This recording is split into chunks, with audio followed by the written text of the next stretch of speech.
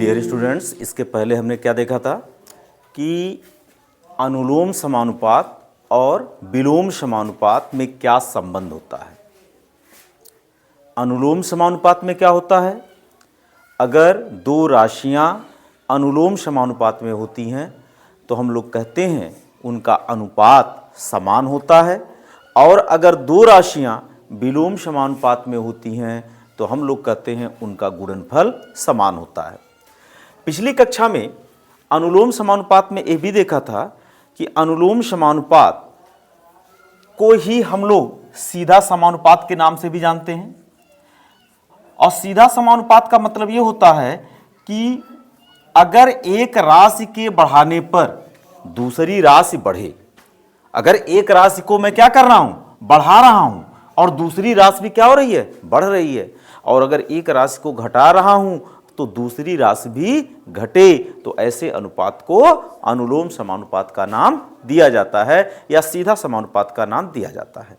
इसके प्रश्नों को हल करने के लिए हमने कहा कि अगर एक राशि को मैं बढ़ाऊंगा तो दूसरा भी बढ़ेगा, यदि एक राशि को घटाऊंगा तो दूसरा भी घटेगा। ऐसा समानुपात अनुलोम समानुपात के नाम से जाना जाता है।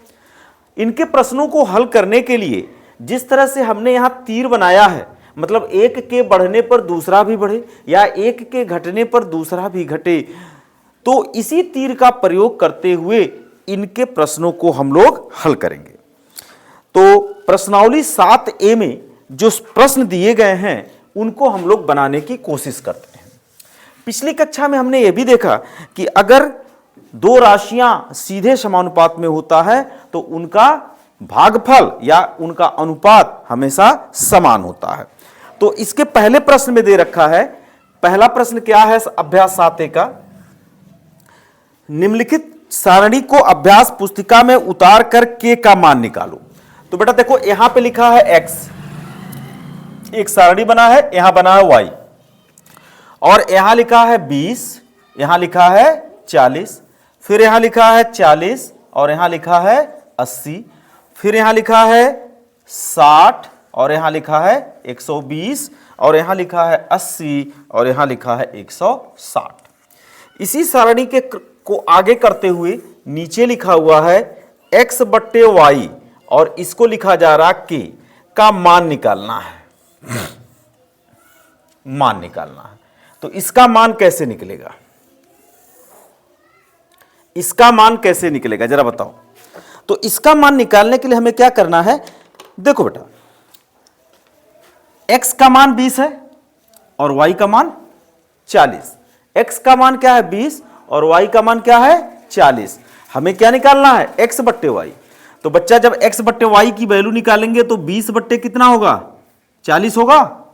20 इकायम 20 और 20 दूना 40, ये कट के कितना हो गया, 1/2 हुआ। उसी तरह से यहां x का मान कितना है 40 और y का मान कितना है 80। 40 दूना 40 इकायम 40, 40 दूना 80, इसका मान कितना हुआ 1/2।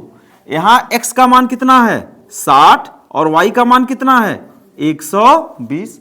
60 से काटोगे 60 इकायम 60, 60 दूना 120, इसका हल हो गया 1/2। यहां पर देखो x का मान कितना है 80 और इसका मान कितना है 160। 80 से 160 को काटोगे 2 बार में तो ये हो जाएगा 1/2।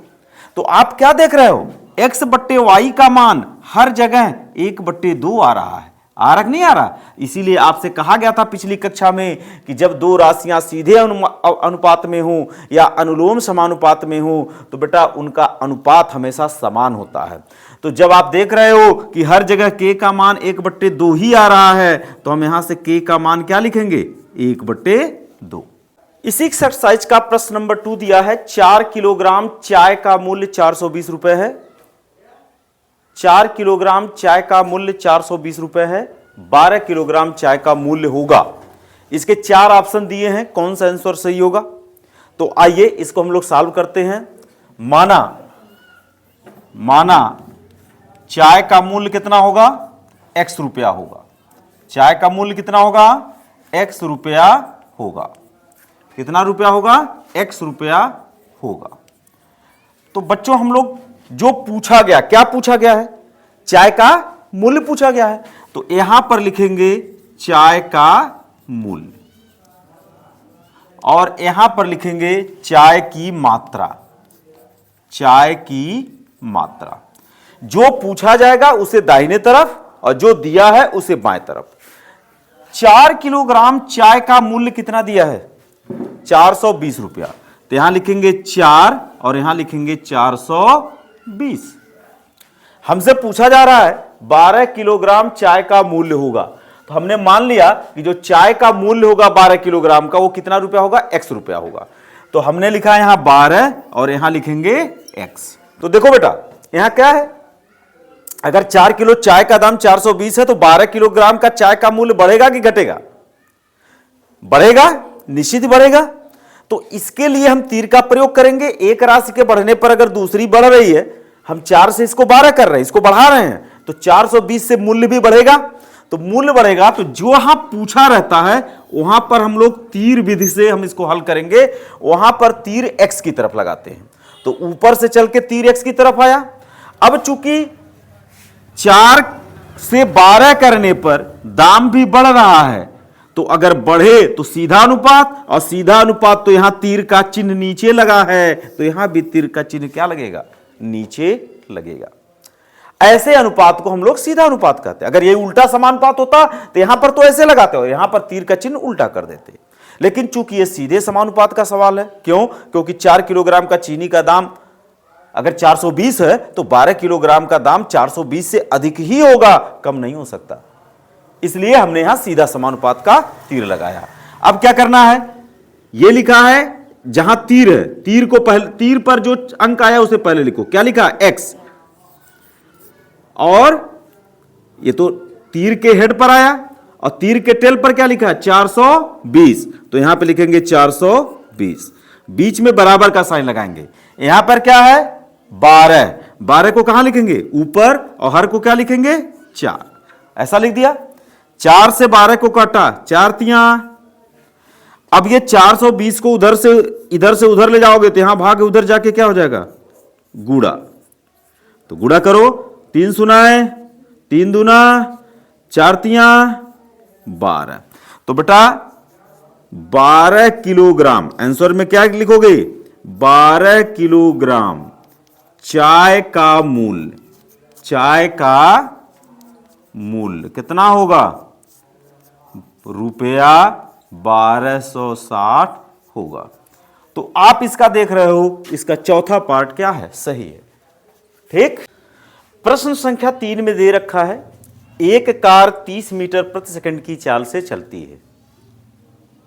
1 घंटे पश्चात वह कितनी दूरी तय करेगी? तो बेटा अगर कार की चाल 30 किलोमीटर प्रति घंटे है, यहां पे कार की चाल क्या लिख रखा है? कार की चाल कितना है? 30 किलोमीटर प्रति घंटा है। इसका मतलब क्या हुआ? कार 1 घंटे में कितनी जाती है? 30 किलोमीटर जाती है। कार क्या है? इसका अर्थ यह हुआ, इसका अर्थ कार 1 घंटे में कितना जाता है? 30 किलोमीटर की दूरी, 30 किलोमीटर की दूरी तय करती है। अब प्रश्न में आपसे क्या पूछा जा रहा है? तो 1 घंटे पश्चात वह कितनी दूरी तय करेगी? तो बताओ 1 घंटे में वो कितनी दूरी तय कर रही है? 30 किलोमीटर की दूरी तय कर रही है। तो इसका जो चौथा आंसर है वो क्या होगा? सही होगा। प्रश्न संख्या 4 कहता है, एक सारणी दी हुई है और इस सारणी में यह कहने का प्रयास किया गया है कि यह सारणी जो है अनुलोम समानुपाती है। अगर बच्चों ये सारणी दी हुई है और ये सारणी अनुलोम समानुपाती है, तो ये जो खाली स्थान दिख रहे हैं, ये जो खाली स्थान दिख रहे हैं, इनको हमें भरना है। तो बेटा अगर ये समानुपाती हैं तो जब भी हम x बट्टे y का मान निकालेंगे वो हमेशा क्या आएगा? समान आएगा कि नहीं आएगा? आएगा। तो बेटा मान लो यहां पर क्या संख्या है? x है। आपको पता नहीं है तो हमने मान लिया x यहां है, यहां क्या है, y है, यहां पर पता नहीं है तो हमने मान लिया क्या है, z है। तो बच्चों यहां पर जो अनुपात आएगा x बट्टे वाई, x का मान 1, y का मान 50, तो यहां पे अनुपात आएगा 1/50। यहां पर अनुपात क्या होता है, 2/x, x बट्टे वाई, आगे नहीं आएगा। यहां पर अनुपात क्या है, अच्छा अगर यहां पर हम लोग ध्यान देना, यहां x बट्टे वाई है तो x और y ने लिख करके कुछ और लिख लें। यहां पर क्या लिख लें, यहां पर लिख लें m, यहां पे लिख लें m, यहां पे लिख लें n और यहां पे लिख लें p, क्योंकि x y ऑलरेडी यहां यूज है। तो हम लोग क्या लिखेंगे, 2/m यहां हो जाएगा, यहां पे क्या हो जाएगा n/150 और यहां पे क्या हो जाएगा 4/200 और यहां पे कितना हो जाएगा 5/p। तो बेटा जब समानुपात अनुलोम होता है तो ये सब अनुपात एक दूसरे के बराबर होते हैं। तो आप क्या लिखोगे, अनुलोम समानुपात में, अनुलोम समानुपात में क्या होगा 1/50 बराबर 2/m। ये अनुपात इसके बराबर, ये अनुपात किसके बराबर, इसके बराबर, और ये किसके बराबर 4/200 के बराबर, और ये किसके बराबर 5/p के बराबर। सब एक दूसरे के बराबर होंगे कि नहीं होंगे। तो बेटा अगर इन दोनों को एक साथ हम लिख लें, ठीक है, तो लिखोगे जब 1/50 बराबर 2/m। तो जरा तिर्यक गुणा करो, तो m का गुणा 1 में करोगे, m का गुणा 1 में करोगे m आएगा, और 50 का गुणा 2 में करोगे 100 आएगा। तो m का मान कितना मिला, 100 मिला कि नहीं मिला। अब देखो ये n/150 है, ये 4/200 है।